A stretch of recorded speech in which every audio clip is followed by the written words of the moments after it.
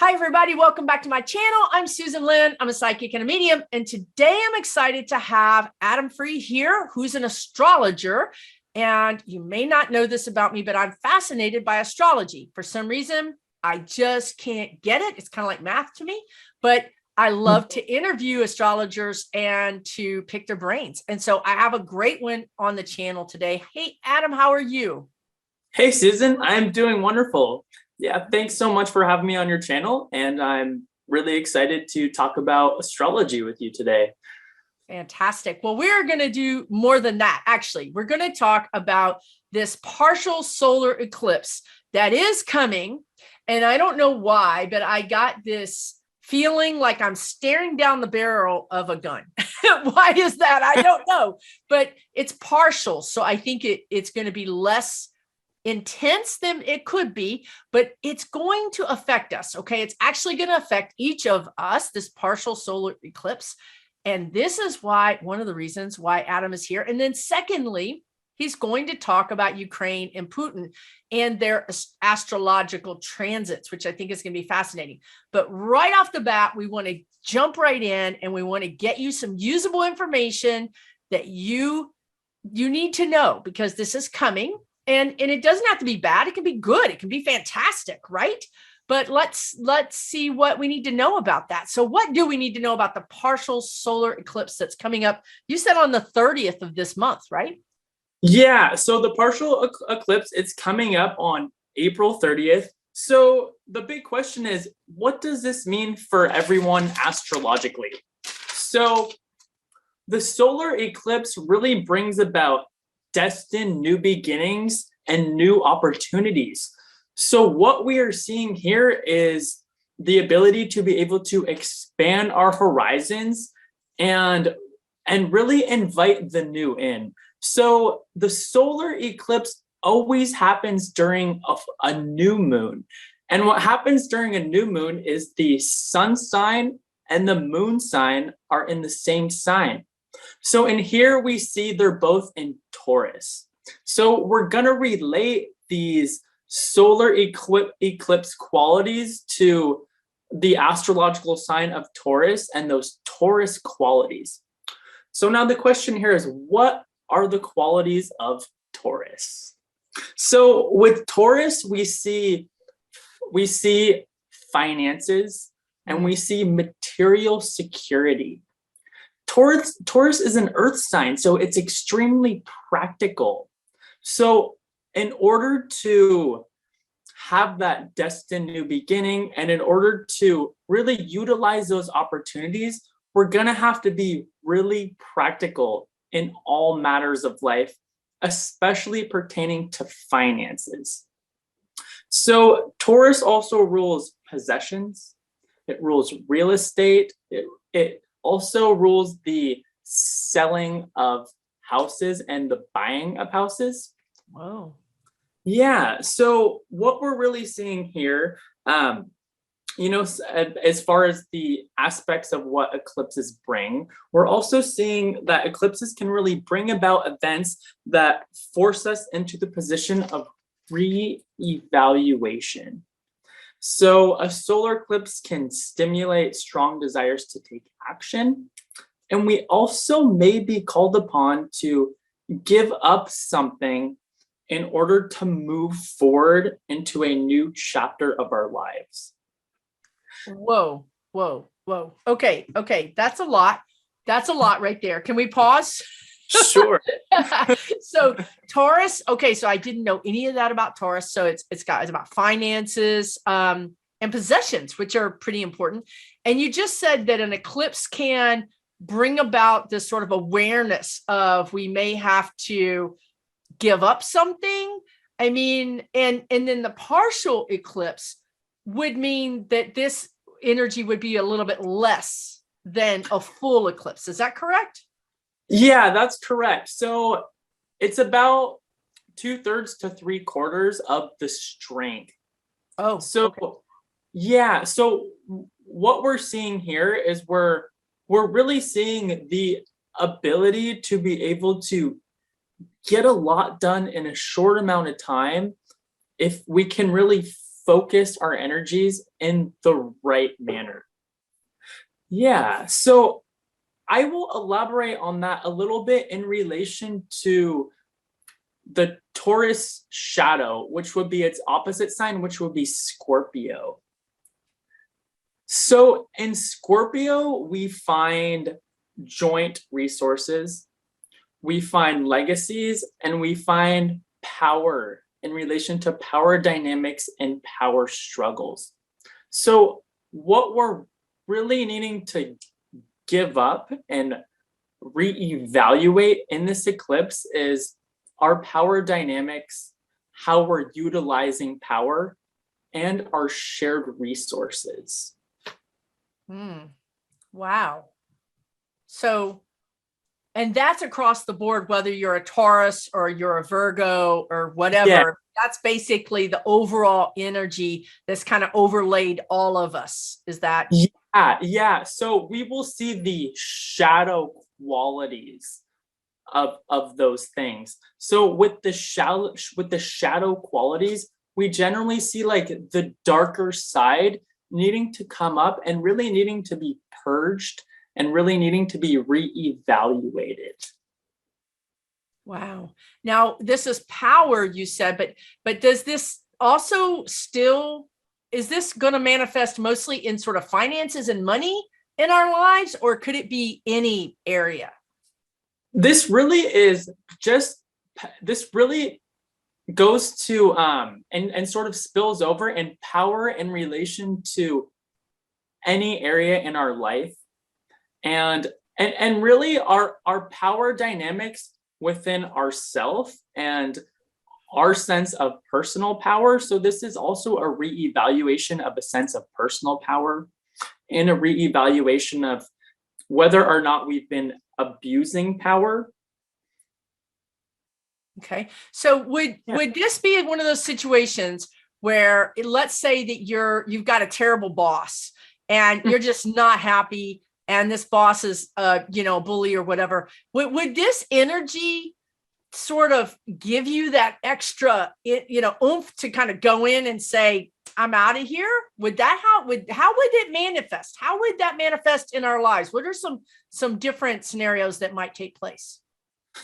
That's a great question. So what would happen in a scenario like that is that the dynamic between the employer and the employee might get so incredibly ugly, and the employer may make it so blatant of their power dynamics in relation to the employee that the employee might end up getting disgusted and just not want to deal with it anymore, and perhaps take independent action to explore other avenues.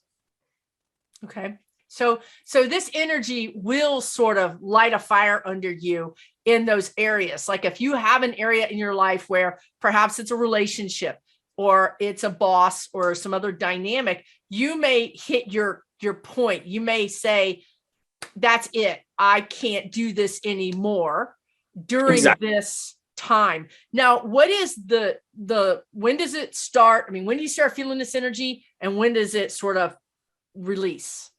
Yeah, so because this is an eclipse and they don't happen too often, I would say 4 to 5 days before to 4 to 5 days after. However, it's going to be the most potent during the 29th, 30th, and 31st when the new moon is happening. Okay. Yeah. So if you go ahead. I'm sorry. Oh, this is going to last like a little over a week. A little over a week, but potentially maybe even to 2 weeks, because you said 5 and 5. So some advice for people, I think, would be take a moment now, right? And look in your life and see where are those really strained power relationships in your life, and just think about them and go into that time of that partial eclipse with a heads up that I might not have the patience. I might not have the extra I'm not going to say anything today, and I need to be careful because I really need this job. Or maybe you use that for good, and you are supposed to move out. I mean, really the lesson is, right, to stand in your power. The lesson here is for you to say, I'm not going to be treated like this anymore. And that could be with a child, an adult child, a coworker, a friend, a parent, a spouse. I mean, it could be anywhere in your life. But I think a good way to go into this, a good way to really prepare yourself would be honest. What areas in my life could this trigger? And if I'm being honest, how might I start to address this myself right now before the energy pushes me to address it? Does that make sense? Yeah, I completely agree with that. These Scorpio shadow qualities, they're just really going to be in our face.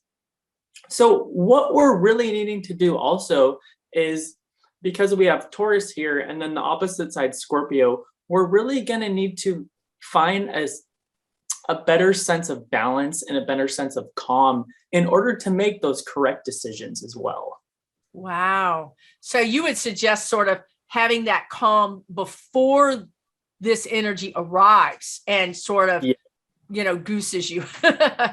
Yeah. Awesome. Very, very cool. And so if I can ask you, and you know what, this is all off the cuff, you guys. So we didn't have this whole conversation before. So I'm sorry if I'm throwing you under the bus here, Adam. But so is it worse if you're a Taurus? Is the energy worse for you if you happen to be in that sign? Well, what happens is you may just be feeling the energy a little stronger. However, because it's a solar eclipse, those solar qualities are going to be shining upon Taurus. So this is really a time for you to get something like a promotion, for you to really hold your own power, and perhaps, boost your financial portfolio as well. Oh, really? So this is great. I love that there's the shadow side, but then here's the empowerment side as well. So when you say boost your financial portfolio, you mean that there's energy around increasing your finances as well in some way. Yeah, because the solar energy is going to be shining upon Taurus. So with that, we see an increase.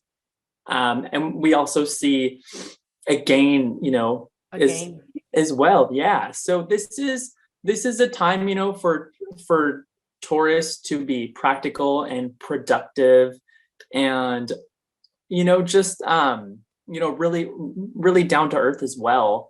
And if Taurus can really sort of step up to the plate, then this is just a wonderful time for increase in many positive ways.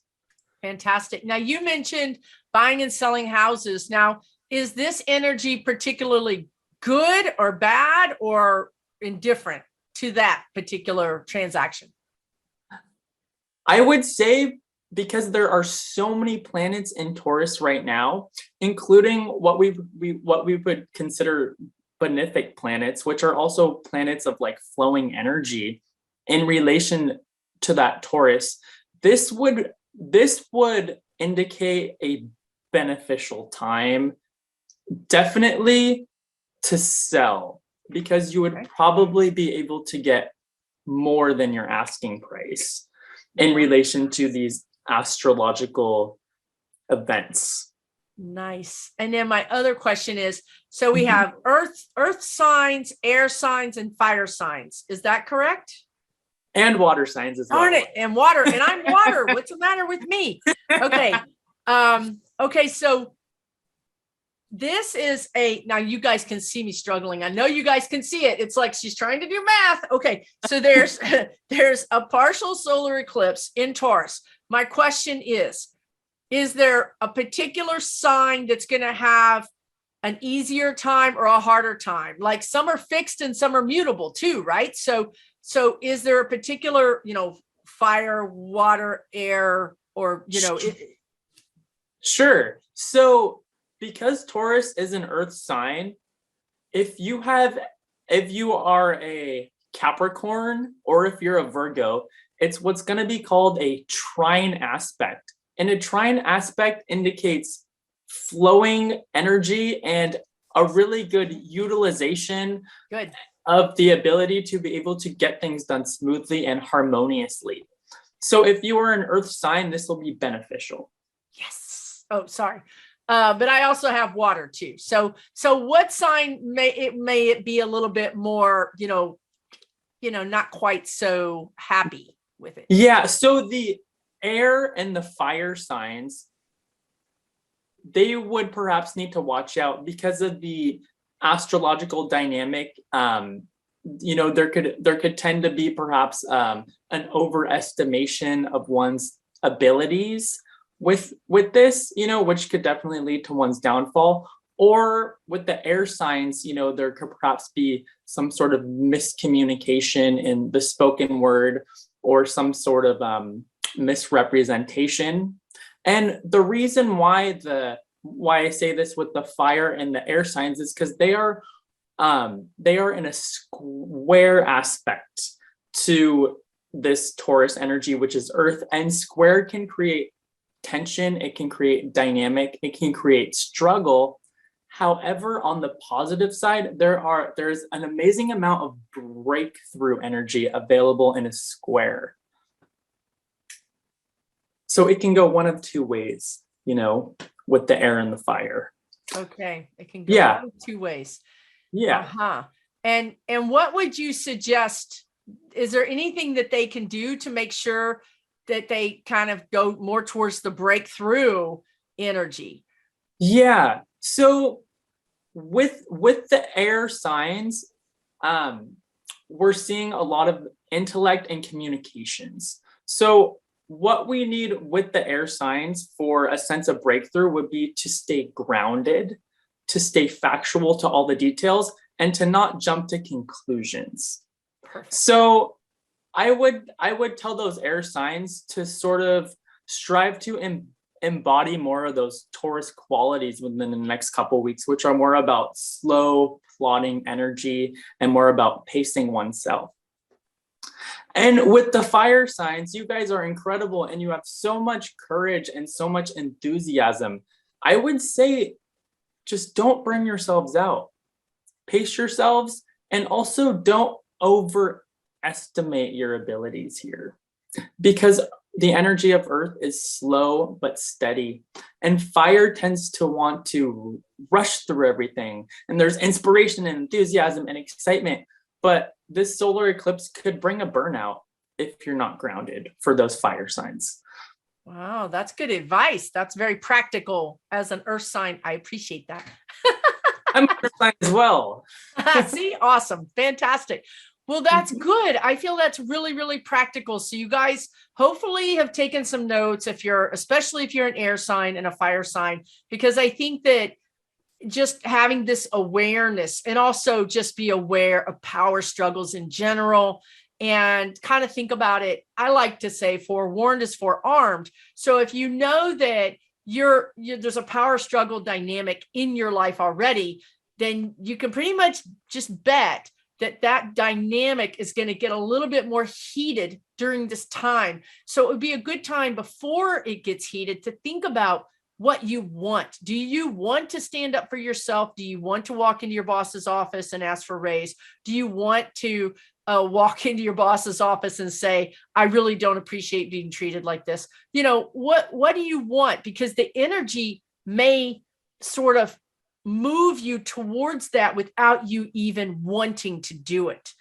right? I mean, you may just find yourself being a little bit quicker to anger or a little bit quicker to say something. So forewarned is forearmed. Take the notes, rewatch this, get your game plan together for this partial solar eclipse. Anything else about that, Adam? That was fascinating. Thank you. Yeah, I mean, that pretty much sums up what the solar eclipse will offer. Okay, fantastic. Yeah. I love it. So, by the way, you guys, I'm going to have Adam tell us the name of it. He has a YouTube channel. And I'm sorry I didn't mention that at the very beginning. I will put all of his information in the description below, his email, his YouTube channel. You do charts, right? You do astrology charts, I assume. Yeah, I do natal charts. I do transit charts. And so a transit chart is really good if you have any questions or any topics in any of life's categories related to now, or related to something that happened in the past, or related to the future. So why would that? Because the planets are transiting through the houses right now. Like you could say for the next 6 months or the next 3 months. Is that what you mean? Like this is the energies that you may be encountering? Yeah, so I could do a transit chart for, let's say, right now, or I could do a transit chart from 6 months from now, or a year from now. And yeah, you're exactly right. Those are the transits are those energies that you are encountering at the time I make the transit chart in relation to your natal chart. So everything comes back to your natal chart, which is like your foundational blueprint. I like that. Your foundational blueprint. I like that. I like that. So, okay. So fantastic. So what is the name of your YouTube channel? The name of my YouTube channel is Adam Stargazing Astrology. Perfect. And again, you guys check the description for his email, which is how you're going to get in touch with him if you want to know more about his astrological services. Okay. And I think I want to, the guides were just talking about something, but it went in and went out. It'll come back. I think I want to switch gears. Wait, do they want to talk about, it's going to come back, and it'll come back in the middle of a whole different subject, but what can I do? I think it's not good to be an older person with guides talking to you. I can't keep track of all this stuff. Okay. So we wanted to talk about, speaking of transits, right? We wanted to talk about the transits that Ukraine is going through and Putin is going through, because those transits can give us some information, possibly show us the energies that may be affecting their decisions or the outcome even of some of these things. So I'm kind of fascinated by that. So tell us what you were going to talk about with that. Which one do you want to start with, Ukraine or Putin?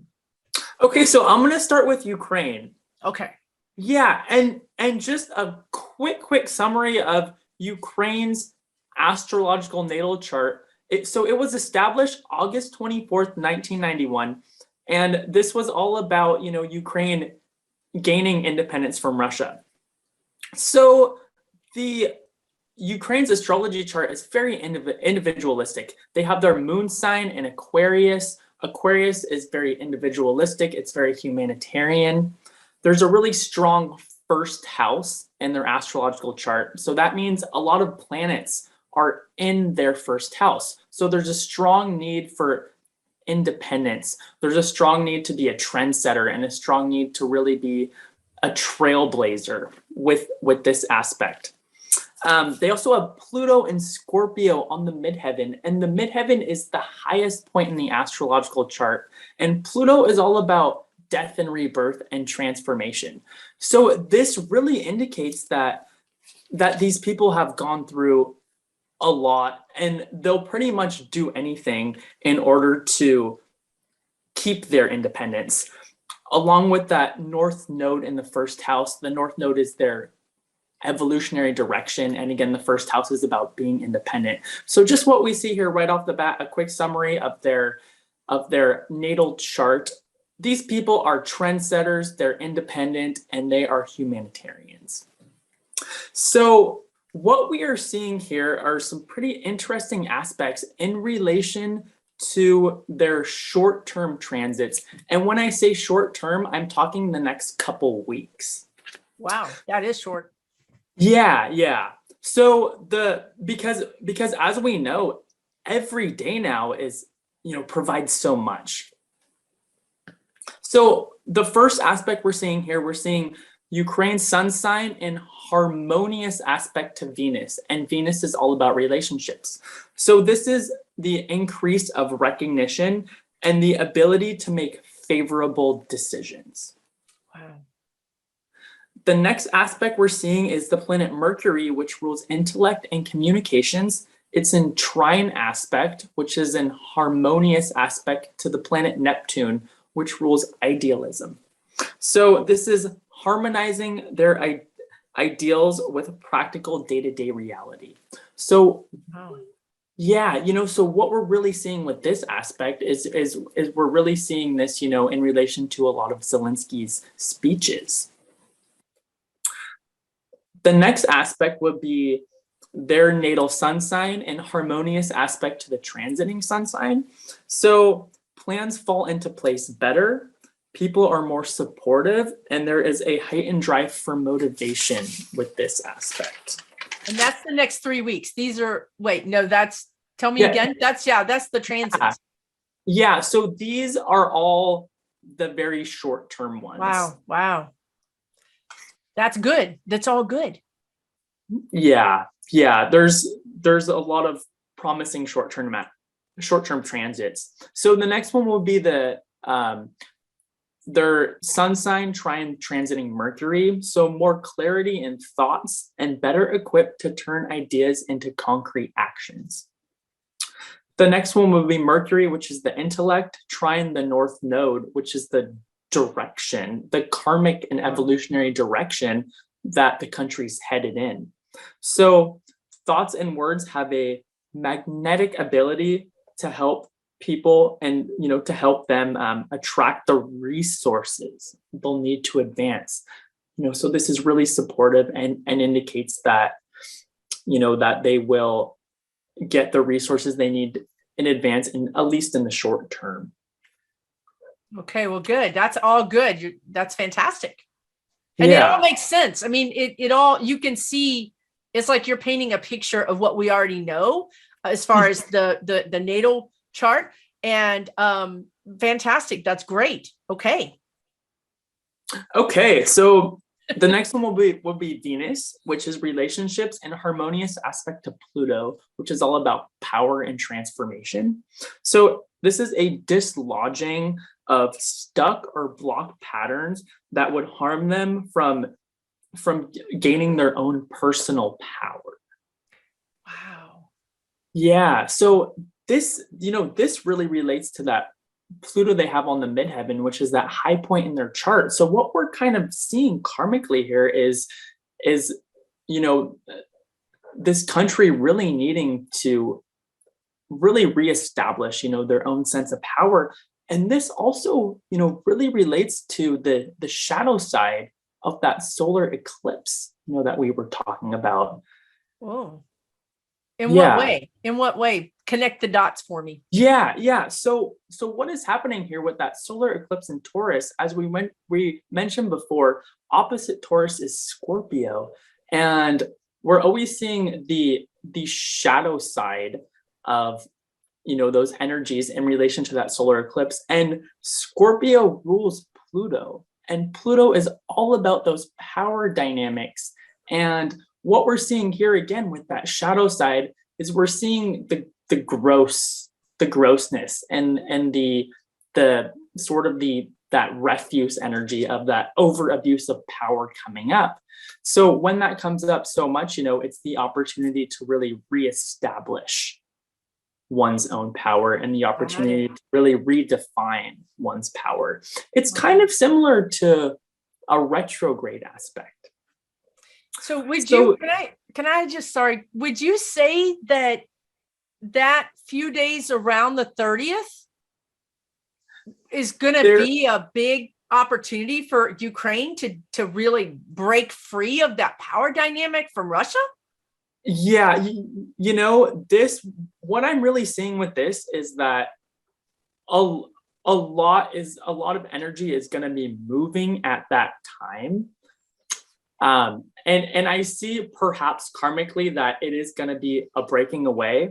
However, though, other aspects indicate that this is going to get dragged out for longer, and that it's almost like an axe, like chipping away at a rock.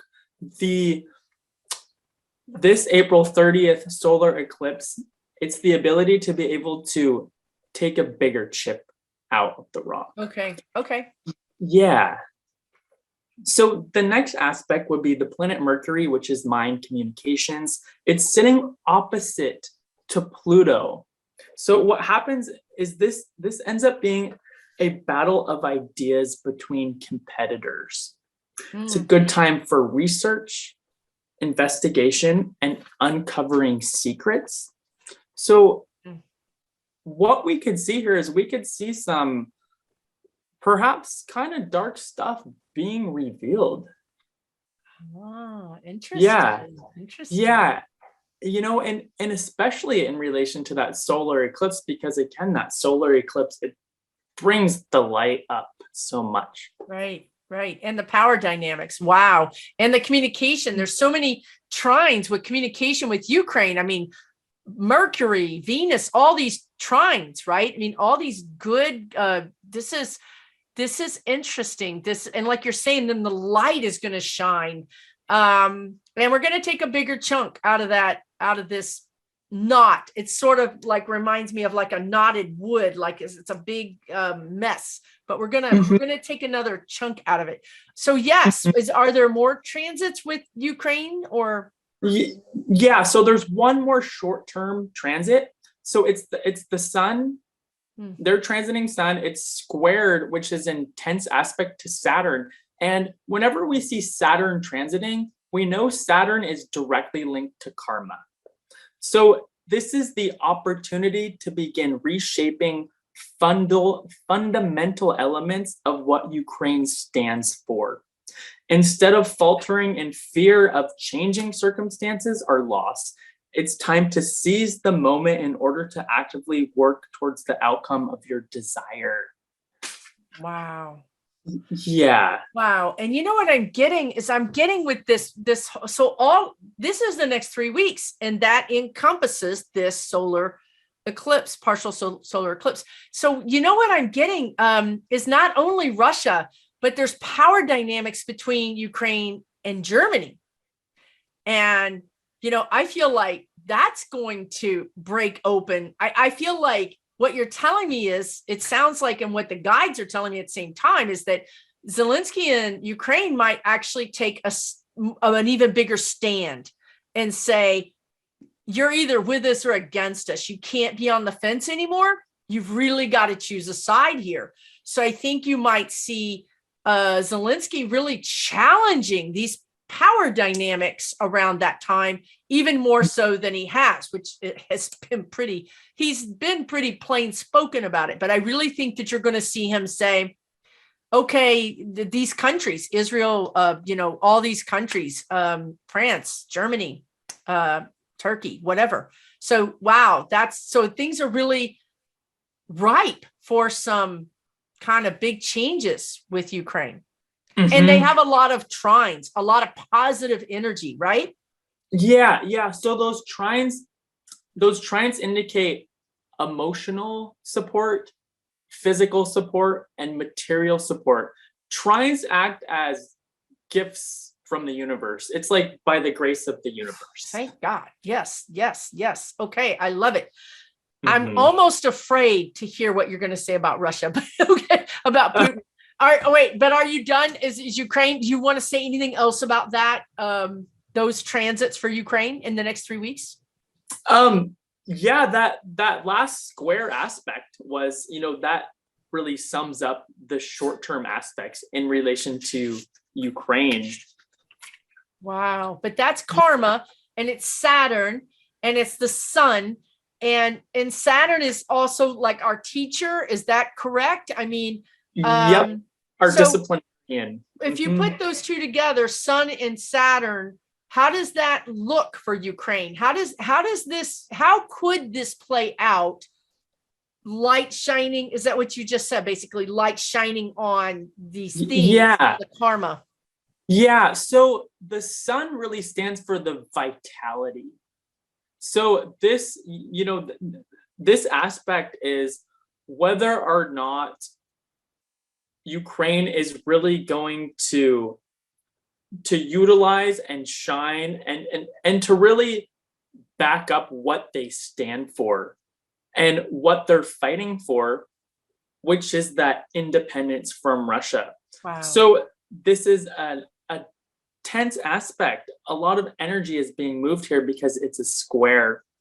However, though, the sun shines brightly when it is being utilized correctly, and when it's being like when the energy is being enlightened, because we think of the sun, we think of the light, and we think of the energy of enlightenment, and what is that? That's equality.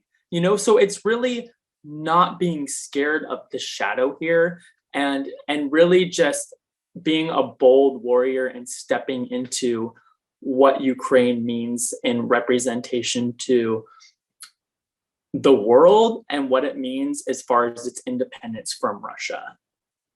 Fantastic. Okay. I feel better about that. I feel better about those transits and this time for Ukraine. And it's just so fascinating to me that their natal chart is so much about independence. It's their natal chart, the way you described it, to me is just how I see Ukraine. So it kind of came to life for me. Fantastic. So are we going to talk about Putin now? Yeah. So I'll just give first off, just a really brief summary about Putin's natal chart and really what this man is all about. And then I'll talk about his short-term transits. And, the real reason why I'm not talking about Russia here is because Russia doesn't want to be in this war. This is really Putin, versus Ukraine. So Putin is really all about power. He has the planet Pluto, which is all about power, sitting in the astrological sign of Leo. And Leo's the lion, Leo's the king. It's sitting right on his midheaven, which is his high point in the chart. The midheaven stands for the ego structure, the goal consciousness. So this really is the aspect of an autocrat. He has a bunch of planets in the 12th house, and the 12th house is all about sorrow and isolation and self-undoing, the inevitable self-undoing. So this man is extremely powerful, but he suffers from a deep sense of isolation. And the 12th house also brings about the tying up of old karma. It's the last house in the astrology chart before we get to the first house again. And that being said, it's all about karmic debts and ghosts from the past. So if this man has a sense of, I wouldn't be surprised if he has sort of a sense of like schizophrenia or like a mental imbalance perhaps in relation to those 12th house aspects. And a lot of those aspects in the 12th house are in square aspect, or what's also called tense aspect, to the planet Uranus, which is so volatile. And that Uranus is sitting in his 8th house, and the 8th house is all about power and all about shared resources. So what we're seeing here is we're seeing the fluctuation of power dynamics in relation to those shared resources. And when the fluctuations happens, they're like lightning bolts and they're like earthquakes. We're seeing this, for example, we're cutting off their vodka, cutting off the gas supply, so that would be a perfect example for that. So instead of him cowering, he goes into this battle mode and this crisis mode in relation to how those square aspects affect his psychology. Wow. So what we are seeing here now with Putin's short-term transits, the first one we see is the planet Mars, and Mars is all about energy and courage and drive. It's in square aspect to the moon, and the moon sign is the mind and the emotions. The square aspect creates dynamic tension. So this is an insatiable need to meet your desires, a fighting spirit to succeed, and can really make someone very volatile and very short-tempered emotionally. This is also an aspect of strong emotional outbursts. And an urge to act impulsively will bring danger from risk-taking. Wow. So is there anything in his chart that shows that he would poison people? Sorry. Probably the Mars. Yeah. Sorry. What were you going to say? Yeah. His Pluto in the midheaven, that's the ultimate need to be in power. Wow. You know? Wow. Yeah,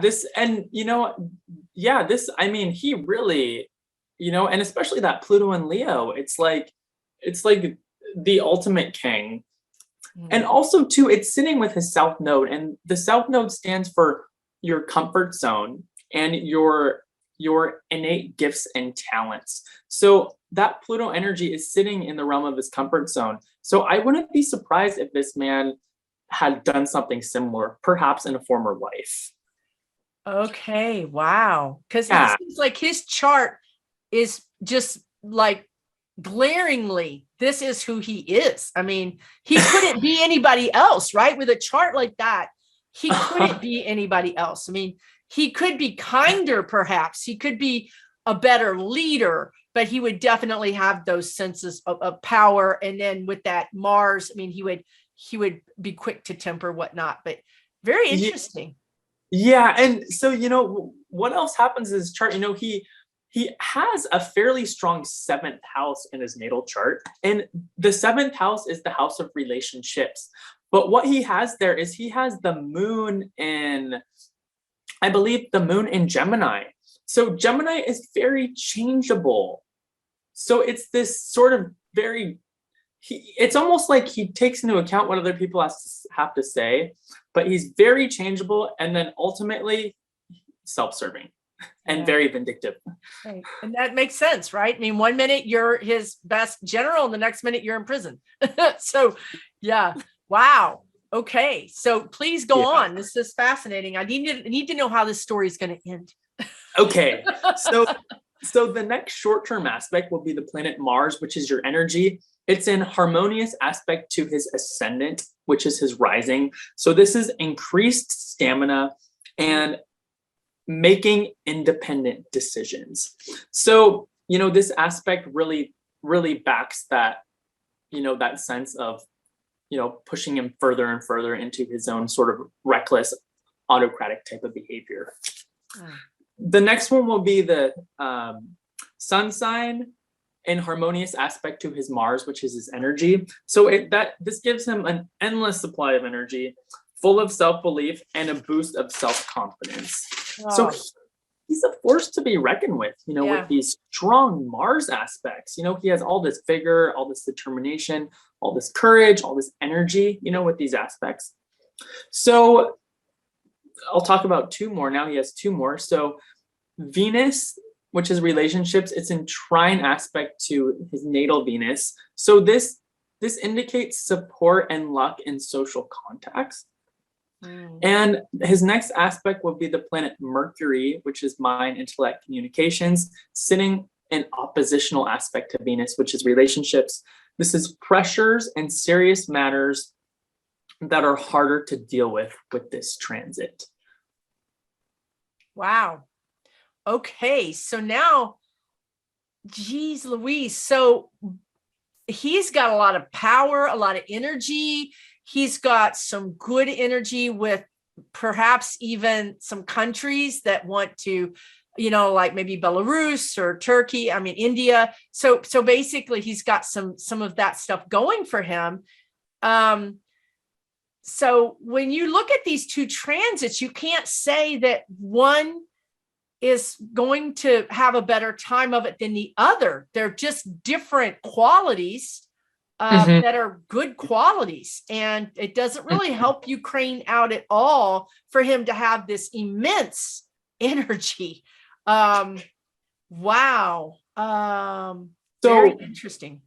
Yeah. So what I believe what we're really seeing here, tying these short-term aspects into this solar eclipse, we're seeing the light shined upon Taurus. So the light being shined upon those Taurus qualities, which are all about stability and grounding. So in the next couple weeks, if Ukraine can hold their own and establish and fortify that determination, and if Putin overestimates his abilities through some of these Mars aspects. All right. We have the ability to be able to start to really, really see a foundational shift. Okay. And that's likely to happen. It's likely that Putin will overestimate because, for one thing, he's feeling energetic, right? His planets are all in the right place for him to be feeling powerful and energetic. And that's just going to be a natural thing to do, is to say, we can do this. And we're talking about Putin. We're not talking about his generals. We're not talking about his army, whom cannot do this. So very interesting. So, but you mentioned, and I don't know if you have this information or not, that you feel like this is going to be a longer, this is the short-term transits that you talked about, but you feel like in general, this sort of deadlock between these two countries is going to last quite a bit longer.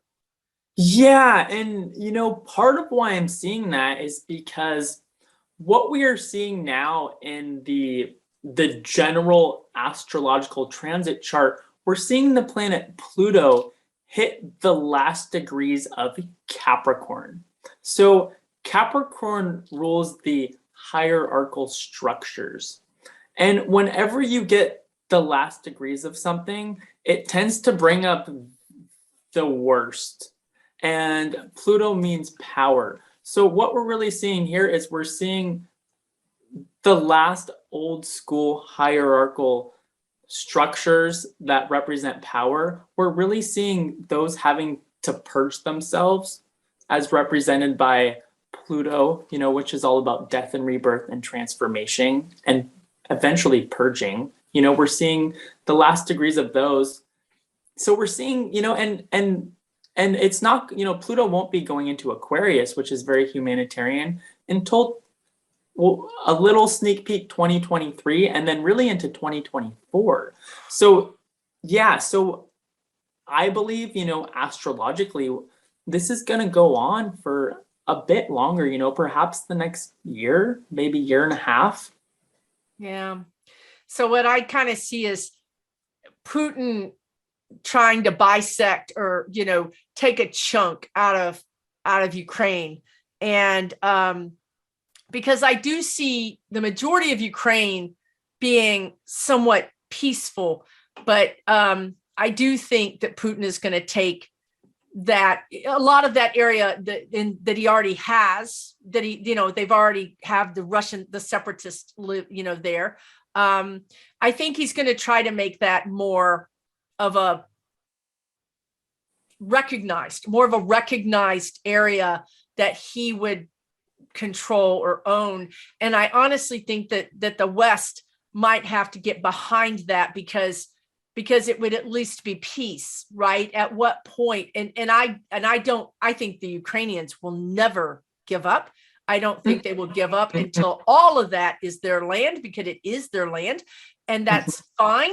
And that is where I think it draws out, is I think the West says, we're ready to start helping you rebuild. We want to switch this into a humanitarian aid from war aid, and let us help you. And I think Ukraine is going to have to take that help, because it's like now or never. And then I think on their own, they will continue to battle Russia. So that's really, because I saw about 2 to 3 years that it would take for them to get that land back.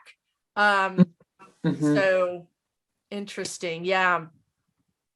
So maybe that big chunk, potentially, right? That big chunk that you saw that could be around the partial solar eclipse, maybe that could be some sort of where they push Russia out of all the other parts of Ukraine, except for these areas in the south and east. I don't know what's going to happen with Odessa. I think that Odessa is, I think it's going to be Ukraine's. I know that Russia wants it, but I just don't think. Maybe that's the bargaining chip that the West says, okay, they'll give you Odessa, but they get, I don't know if I don't think it's Mariupol. It's like Donbass. It's some other area. But anyway, Does that Yeah. make sense as far as like the astrology? You know, it makes complete sense. What we can look forward to astrological wise is Pluto going into Aquarius in 2024 and that sneak preview of 2023. Aquarius is all about humanitarian ideals. It's all about independent thinking. It's all about moving forward. It's all about progressive ideals, you know. So we really have that to look forward to. So those individuals who are really working towards those ideals and battling for those ideals are acting as angels almost, you know, to really pave the way for humanity to be able to have the better sense of equality. You know, Pluto is power, Aquarius is humanity. I would say the motto for Pluto and Aquarius is power to the people. Fantastic. And you're saying a sneak peek in 2023, but really the actual effects of this is 2024? Yeah, because the planets are always constantly shifting back and forth. And how long does that last? How long do we get power for the people? So I believe that that's going to be Pluto cycles are around 24 years, approximately. Woo-hoo! 4 years, yeah. All right. Okay. So if we can just hold the light, you know, if we can just continue to hold the light for another year, year and a half, we're going to get through this. We're gonna see solar, electric cars. It's just gonna be like boom, boom, boom, boom, boom, boom, boom, boom, boom. And now, you know, these couple years, we're having to see all these major events happen, you know, all this darkness and all this nastiness happen in order for the light to be able to shine itself for our evolution and for our progression, which is why we're here. That's the only reason why we're here. Yes, right. It's true. So right now we're just kind of in this sort of dark time, but we're preparing for the light. I mean, it's like you said, the people that are here, and especially the people in Ukraine, are angels, right? They're literally doing the work, preparing. I feel like the word is preparing for when the light shines, so that we can get the most out of it. Most definitely. So should we just, would you like to take a quick look at the long-term transit? Yes, quick. Yes, absolutely. Transit for what? For Ukraine and? Yeah, so these are going to be for Ukraine. Okay. So the long-term transits, first one we have the planet Saturn, which is the karmic tests. It's sitting conjunct, which is right next to the moon, and the moon sets the emotional tone. So this really is a test of emotional strength in the long run. So, you know, how well can Ukraine stand their ground? The next one will be the planet Neptune, which rules spirituality, but there's also a sense of fogginess and a sense of dissipation of energy. With Neptune, it's sitting opposed Mars, and Mars is the energy. So this can bring feelings of discouragement, weakness, and inadequacy. This aspect can be a low point regarding energy and competitiveness. However, you know, this is not the most positive aspect in relation to battling. However, Putin also has this aspect as well, but even in a slightly harsher dynamic. So oh, well, good. So the playing field is somewhat level.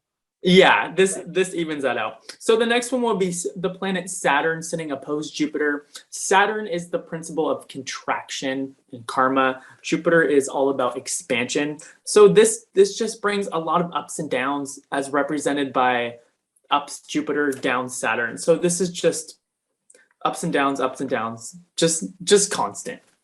So the next one would be the planet Uranus, which is all about revolution. It's all about change. It's in harmonious aspect to Ukraine's ascendant. So this increases personal freedom and the ability to be able to follow their own goals. So what we're really seeing here in the long term is that with this aspect, there is the possibility that Ukraine is going to be able to sort of utilize all the help they got and then be able to individuate from that and be able to stand on their own ground better. Yes, that's what I see. Absolutely. Yes. So the next aspect would be the planet Pluto, which is power. It's in trine aspect, which is harmonious aspect to the planet Mars, which is one's energy. So this aspect, it's a very driven aspect to push back, to push past barriers and obstacles that have prevented them from fulfilling their destiny. Oh, good. Okay. So that is a powerfully harmonious aspect. Yes. And their last long-term transit would be the planet Saturn, which is that lord of karma. It's an opposed aspect to Mercury, which is mind and communications. So this is a time where their ideas or plans will either be realized or be defeated depending upon how well they can execute their plans. So they're needing to be very grounded and very strategic. They're going to need to utilize all the help they can get, all their resources, including finances, right? So, that's a pretty big one. It's a big one, but they've done such a good job of messaging.